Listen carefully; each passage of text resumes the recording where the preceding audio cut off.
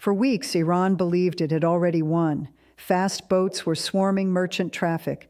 Drone swarms were harassing tankers. Naval mines were scattered through the shipping lanes like a waiting death trap.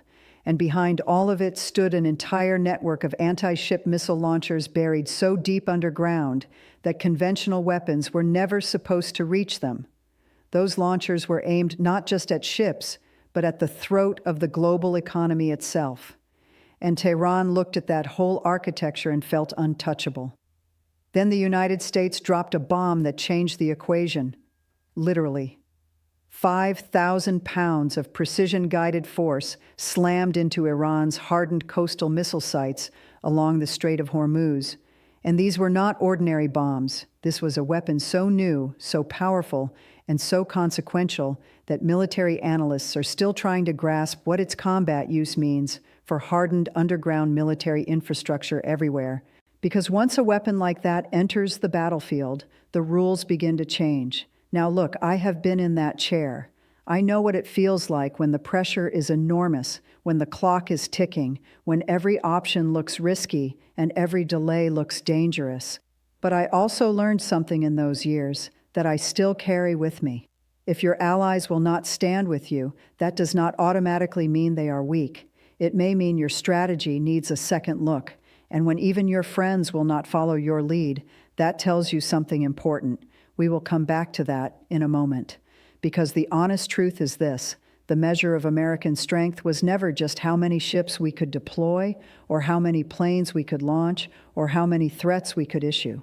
The real measure was always how many nations we could bring with us, whether our power generated trust, whether our decisions created alignment, whether our allies saw our cause as their cause. And right now, on that score, we are coming up short. Let me walk you through how we got here. On February 28, 2026, the United States and Israel launched airstrikes on Iran. They killed the supreme leader. They hit military targets, government buildings, and civilian infrastructure. Iran responded with missiles, with drones, and by closing the Strait of Hormuz. Now, if you do not know what the Strait of Hormuz is, let me explain it as plainly as I can. It is a narrow waterway, just 21 miles wide at its narrowest point between Iran and the Arabian Peninsula. And through that little strip of ocean passes roughly 20% of the world's oil and liquefied natural gas every single day. It is one of the most consequential choke points in the entire global economy. So when Iran shut it down, this was not an abstract problem for diplomats in conference rooms.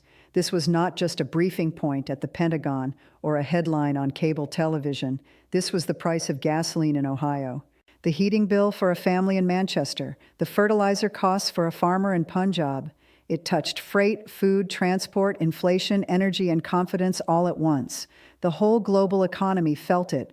Brent crude went from around $70 a barrel to over $100. Stock markets fell. Governments started preparing contingency plans. Countries began hoarding fuel.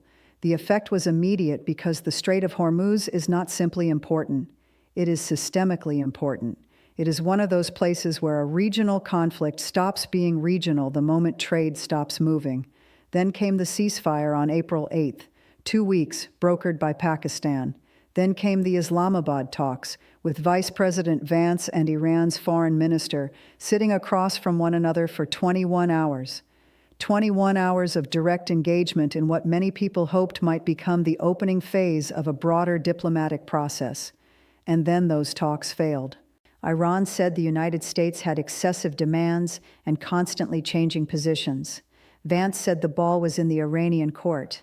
And then on Sunday night, April 12th, rather than allowing Pakistan's mediation to continue, rather than giving diplomacy one more day, President Trump announced a full naval blockade of Iranian ports, effective at 10 a.m. Monday morning. Now here is the paradox, and the Council on Foreign Relations flagged this very clearly. If the problem is that the strait is already blocked by Iran, how exactly does adding a second blockade solve it? That is where things start to get complicated. Let me tell you something. In my experience, when the facts are clear, the arguments get easier. So let us walk through what actually happened. The U.S. Navy deployed 15 warships. The USS Abraham Lincoln Carrier Strike Group, 11 destroyers. the USS Tripoli Amphibious Assault Group. President Trump announced it on Truth Social, warning that Iranian fast attack boats caught approaching would be, and this is his word, immediately eliminated. Within 20 minutes of the blockade taking effect, at least 2 tankers, the Rich Starry and the Austria, turned back. Both were sailing under false flags registered to landlocked nations, Malawi and Botswana. That tells you something important about the shadowy nature of the oil trade Iran has been running even during wartime. It also tells you something about the blurred line between formal state policy and gray zone commerce in a conflict like this. But here's the international reaction, and this is the part I really want you to sit with. Britain's Prime Minister Starmer said plainly, "We are not supporting the blockade." Germany said Trump's justification was not based on any new facts. Spain's defense minister called it senseless. China, and remember, 90% of Iran's oil exports go to China, called the blockade irresponsible and dangerous, and warned the United States not to meddle in their trade arrangements. Russia said the move would destabilize markets and deepen economic uncertainty. On Monday alone, Brent crude spiked another 7%, hitting $102 per barrel. Iran's military called the blockade piracy and warned that if Iranian ports were threatened, no port in the Persian Gulf would be safe. And here is an irony worth noticing. Iran has, in certain ways, actually been profiting from this war. Elevated prices have increased the value of the oil it can still move. But if the blockade holds, Tehran faces losses estimated at around $13 billion a month.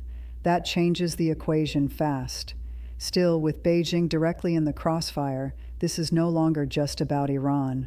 It is about whether the United States is prepared to risk confrontation with the world's second-largest economy over shipping lanes, energy flows, and enforcement power in one of the most sensitive waterways on Earth.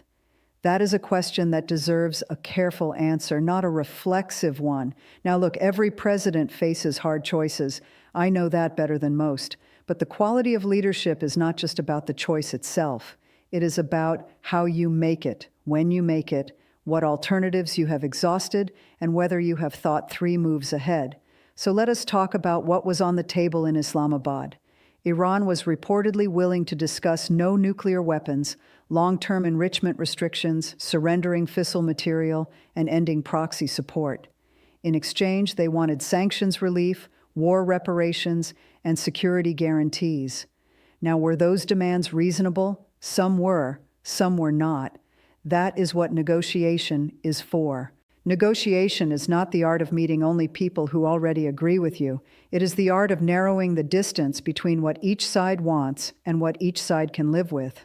But Iran's parliament speaker said the United States failed to win Iran's trust. The Iranian side said they were inches away from a deal, but the Americans had excessive demands and constantly changing positions. Now, I have negotiated with difficult adversaries. I have sat across from people whose motives I did not trust, whose systems I did not admire, and whose words I did not simply take at face value.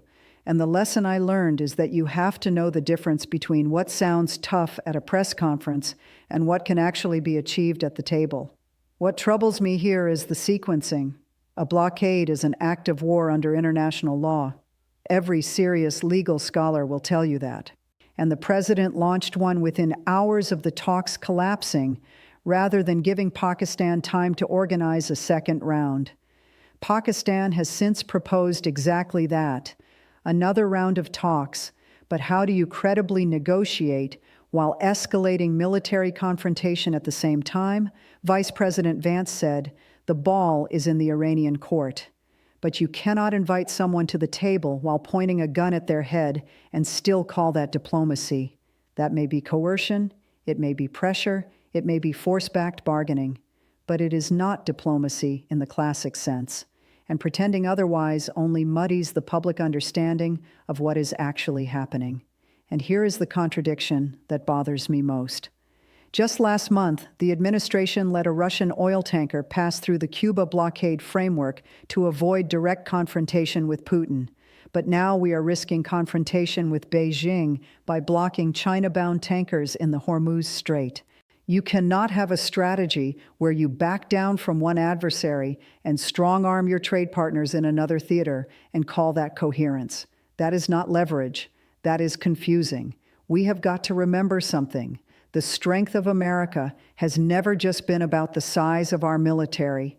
It is about the system, the Constitution, the alliances, the institutions, the procedures that make our word mean something in the world. And right now, that system is taking real damage. Let us start at home. Congress was on a 2-week recess when the blockade was announced.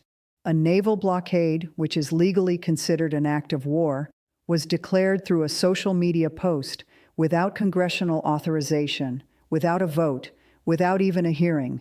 House Democrats have tried 4 times to force a vote on a war powers resolution to limit the president's military authority in Iran. 4 times, and 4 times Republicans have blocked it. The people's representatives are being cut out of decisions about war and peace. That is not how our system is supposed to work. Presidents have operational flexibility, yes, but the power to slide the country into a broader war without Congress meaningfully engaged, that is precisely what the constitutional structure was designed to restrain. Now let us look at the alliance damage. NATO allies are openly declining to participate. The United Kingdom, our closest partner, our so-called special relationship, is not joining the blockade. Instead, Britain and France are leading their own coalition of 40 nations, explicitly separate from the warring parties, focused on reopening the strait through diplomacy and defensive coordination. France and Britain are convening their own summit this week. Germany has said it will only help after hostilities cease, and only with a United Nations mandate. Even Israel, the one ally supporting the blockade, brings political complications rather than broad legitimacy, given its role in the strikes that triggered the crisis in the first place. Let me tell you what this means in practical terms. America's greatest asset in the world has always been its ability to lead coalitions.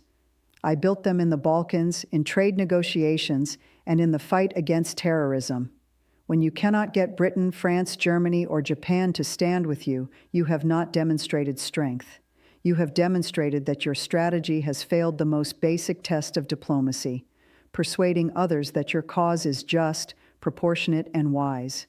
And that, my friends, is an institutional failure that takes years to repair. Now, let us be honest about politics, because foreign policy never exists outside of politics. Every president knows that. The real question is whether your policy serves the national interest or whether it is increasingly shaped by a political gamble. This blockade is a gamble. It is built on the assumption that Iran will feel economic pain faster than American consumers will. But let us think about that for a moment. Iran is an authoritarian regime that has survived decades of sanctions. It has brutally crushed protests. According to human rights organizations, the regime executed at least 1,639 people in 2025 alone, the highest number since 1989. This is a government that will let its own people suffer before it blinks. America, on the other hand, is a democracy. Gas prices are already hurting families. The IEA's executive director has warned that current prices are still not reflecting the full severity of the problem, and that even if the war ended tomorrow, energy markets might not normalize for 2 years. 2 years. Midterm elections are coming, and Republicans are already vulnerable to the economy. And then there is the Pope. Pope Leo XIV, the first American-born pope, called this war truly unacceptable. And the president responded by attacking him personally, calling him weak on crime and terrible on foreign policy. Now look, I have had my disagreements with religious leaders, but picking a public fight with the Pope while your policy is already isolated internationally, that is not the behavior of someone steadily managing a crisis. That looks more like the behavior of someone who feels the walls closing in and is lashing outward rather than thinking forward. The political strategy seems to be this: escalate to force a deal, put maximum pressure on Iran, and bet that they crack. But if they do not crack, the administration has no clean off-ramp. And the longer this goes without resolution, the more the political cost falls on American households at the pump at the grocery store, and in their retirement accounts. That is the calculation I would be worried about if I were sitting in that Oval Office right now. So let me walk you through what I see as the most likely path forward, because this is the part where we have to stop reacting and start thinking. Scenario A: Iran blinks. The economic pressure of losing $13 billion a month forces Tehran back to the table, and a deal is struck before the ceasefire expires around April 22nd. That is what President Trump is betting on. But the Council on Foreign Relations concluded, and I quote, "I wouldn't bet against Iran. This is a regime that has endured far worse." Scenario B: escalation. Iran retaliates militarily using its remaining IRGC fast attack boats, drones, missiles, or by activating the Houthis to close the Bab el-Mandeb Strait in the Red Sea, creating a two-strait crisis. Saudi pipeline routes get threatened. The global economy enters a full-blown energy shock. Some economists warn oil could hit $170 a barrel. That is not a recession. That is a catastrophe. Scenario C: Trump blinks. Facing rising domestic pressure, falling approval, and allied isolation, the administration quietly softens its demands, perhaps allowing limited Iranian enrichment under international monitoring, and declares victory anyway. Now, this president has reversed course before and branded it a win. I would not count that out. Scenario D: the long stalemate. Competing blockades and partial restrictions grind on. Energy prices remain elevated. The global economy suffers a slow bleed, and this crisis becomes the defining issue of the midterm elections. My honest assessment? The most likely path is some combination of C and D. A messy, face-saving partial retreat, dressed up as toughness, dragged out over weeks. But here is the danger. The longer this goes, the more the world starts building workarounds that exclude America: alternative trade routes, alternative currencies, alternative energy arrangements, alternative diplomatic alignments, and that, friends, is the real long-term threat to American power. Let me close with something personal. I am not standing here saying Iran is an innocent party. It is not. Its human rights record is abysmal. Its nuclear ambitions are genuinely dangerous. Its closure of the strait was provocative and illegal. And the goals here: denuclearization, regional stability, freedom of navigation, those are legitimate goals. I want to be crystal clear about that. But the method matters. A unilateral blockade announced on social media, without allies, without Congress, without a credible diplomatic off-ramp, that is the wrong method. And when you use the wrong method to pursue the right goal, you often end up further from where you wanted to be, not closer. There is a difference between strength and stubbornness. Real strength is what Britain and France are doing right now: building coalitions, planning defensive naval missions, keeping the door open for diplomacy. Real strength is what Pakistan is doing, proposing a second round of talks even after the first round failed. That takes patience. That takes humility. Those are not weaknesses. Those are among the hardest forms of leadership there are. I remember moments in my own presidency: Bosnia, the Middle East, the budget fights, when I had to swallow my pride and choose the harder path of compromise over the easier thrill of confrontation. It was never the most satisfying option at the moment. It was never the option that produced the loudest applause, but it was very often the right one in the long run. The measure of a great nation is not whether it can project power. Any country with enough weapons can do that. The measure of a great nation is whether it can project wisdom, whether it can lead not by fear alone, but by example, whether it can combine strength with restraint, confidence with discipline, and power with legitimacy. That is the America I believe in. And I think, if you are being honest with yourself tonight, that is the America you believe in too. So stay engaged, watch what happens, hold your leaders accountable, all of them, in both parties. Demand both strength and wisdom, because a system only works if we make it work. And I still believe, I have always believed, that the American people, when they have the facts, will make the right call. Thank you for listening.